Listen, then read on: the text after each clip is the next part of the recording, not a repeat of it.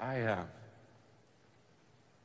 of you have heard, I shared the story a little while ago, how just a few months ago, I was working in my front yard fixing some things, and some Jehovah's Witnesses come by, and they say, hey, can we talk to you? And I'm fixing this, and I go, of course. How can I? Yeah, I got some things to say to you too. You know, let's talk. No, seriously, because I just think, here's some human beings. I need to love on them. They're trying to love on me, and so they start sharing some things, and I just said, hey, can I tell you? Can I just tell you a couple things that God's done in my life recently?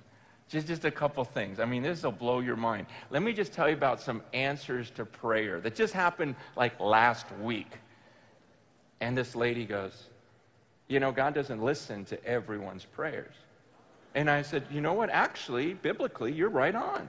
I go, James 1 says that if we doubt, he's not going to listen to us.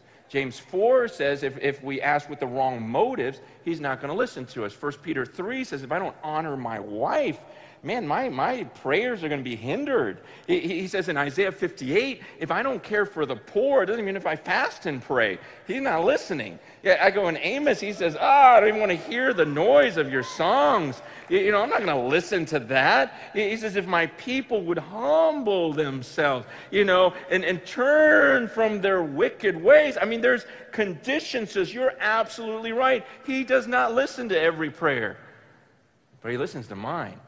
And I said, and I tell this one story of this thing that happened, and she's like, wow. I go, explain that. Why does he listen to me? You know? And she goes, let's get out of here.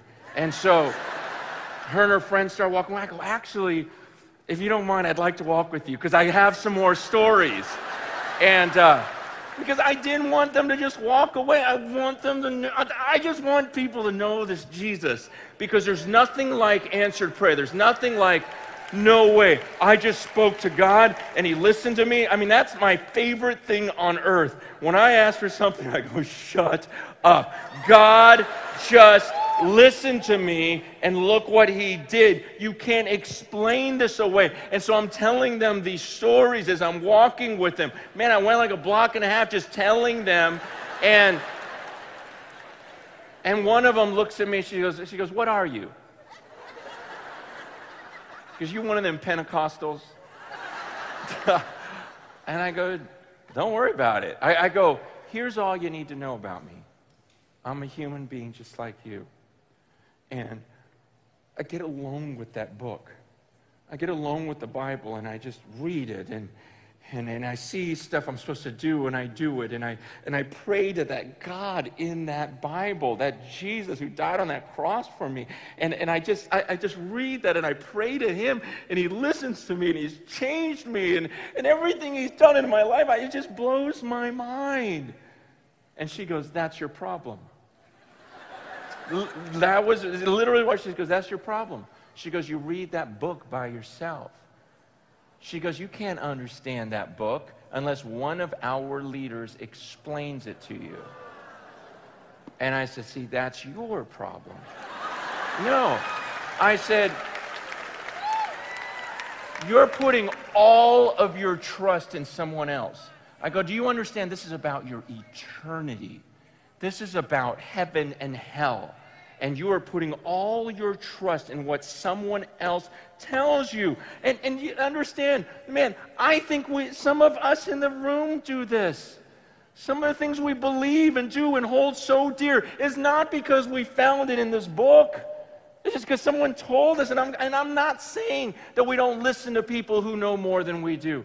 Man, I think there's a time to listen, but at the same time, you know, I see a lot of believers just grabbing on and listening to someone because they're a popular speaker, or listening to someone because he's a good singer, someone appears really intelligent, you know, quotes some Greek words that you don't know any better. You're like, okay, I guess.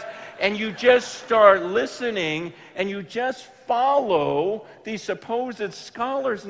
And just like I told those ladies, I go, look, you would never come up with some of these conclusions if you just read this book over and over again. I mean, right now, you guys believe that Michael and Jesus are the same person. You really would have got that from the Bible? You only believe that because someone told you. If you put this verse over here, isn't that kind of the same? Yeah, I go, man, just read it for yourself.